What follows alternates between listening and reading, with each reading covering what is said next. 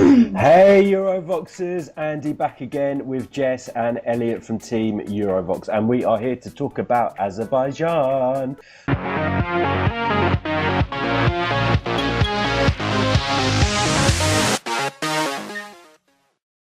So they announced their performer for Lisbon next year, and it is a lady that we haven't really heard of, a lady named Aisel. All in caps as well, which is interesting. So Elliot, what do we know about Aisel so far? Not a great lot, to be honest.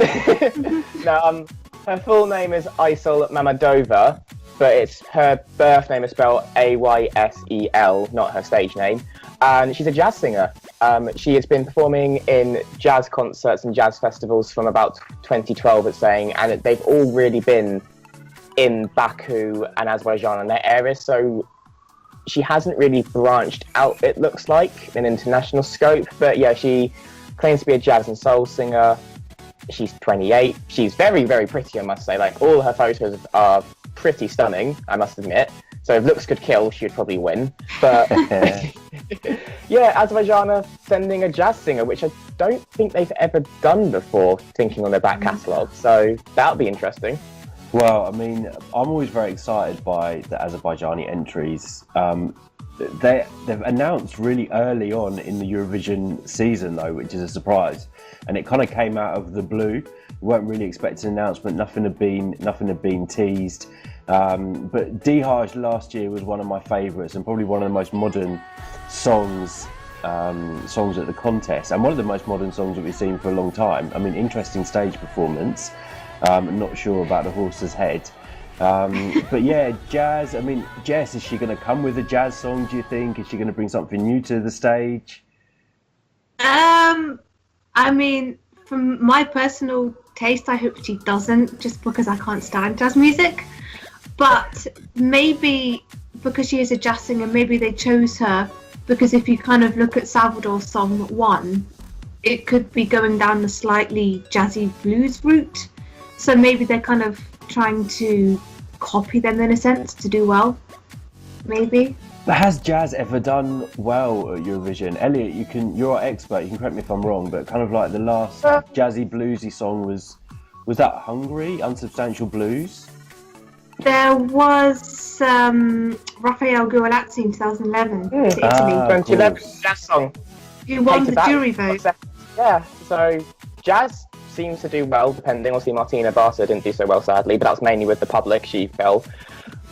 The thing is that Azerbaijan always try and be different, and they always try and go against what everyone else is going to send, which it looks like they're doing here, because no one expected Azerbaijan to send a jazz singer. I definitely didn't. My main drawback for her is that she's a jazz singer, and Laura from Belgium also says she does jazz and soul music.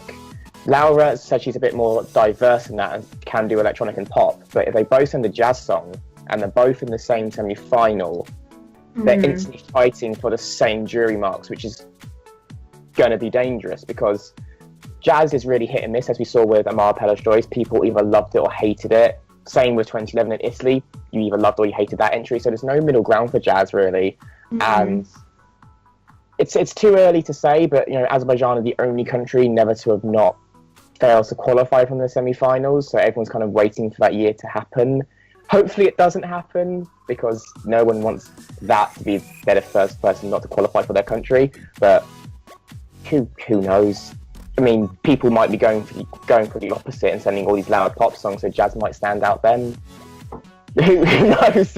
I mean, do you think they're taking a risk? I mean, if a few years ago, if we'd have known that someone was going to send a jazz song, I mean, we'd have all been kind of slating it as something that probably wasn't going to qualify. Then along comes Salvador with something completely different this year. You know, a huge winning song, and something that a lot of people leading up to the contest would never have predicted to be a winner. So are we going to see more risks taken by countries? Are they, you know, what can we expect next year, do you think? You know, with these jazz singers now being selected by Belgium and Azerbaijan. Got more diversity in the contest, because, you know, jazz was a form that seemed to have got forgotten a lot in the last few years. It used to be basically send the loudest pop song you can or send the most dramatic ballad you can. But so it's nice we get these diverse more diversity in the contest. But yeah, I'm just worried because the closest Azerbaijan sent to a jazzy ballad song was Dalaria in 2014, and we all know how that happened. People were very surprised she qualified, and she is technically their worst result in the contest. So, but it's a risk. You don't know unless you take risks. Everyone seems to be taking a risk this year from the 4 countries announced, so we're just going to have to wait and see, I guess. I mean, I think it's really because of Salvador that people are taking this risk. That now they realise that something different can do well, they want to experiment, I guess, which is not necessarily a bad thing. No, it's not. I think it's really good for the contest that we might see some different musical styles. I mean, you all know that I'm a huge Valentina Monetta fan, and she is a fantastic jazz singer, and it's a shame that she never really got to perform her kind of favourite genre at Eurovision, because I think she would really do well with the jazz song. I've seen her sing jazz live, and she was amazing.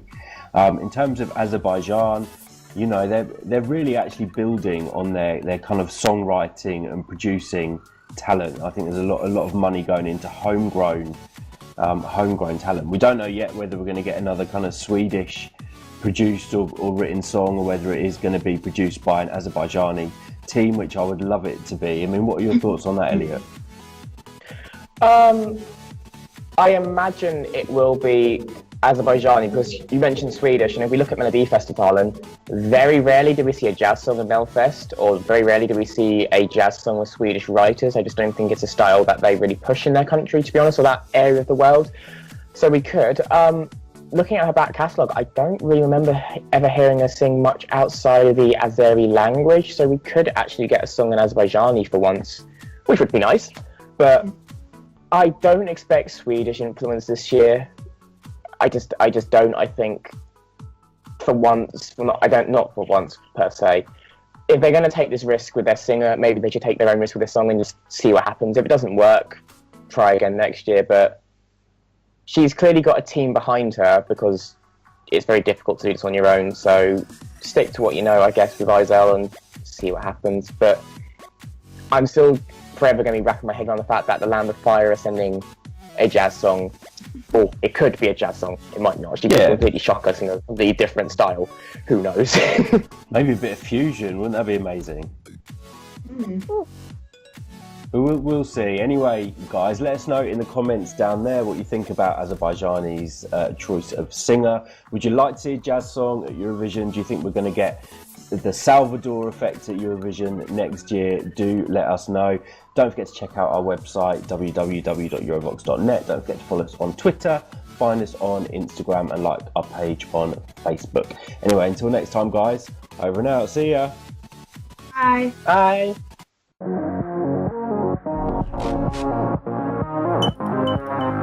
Thank you.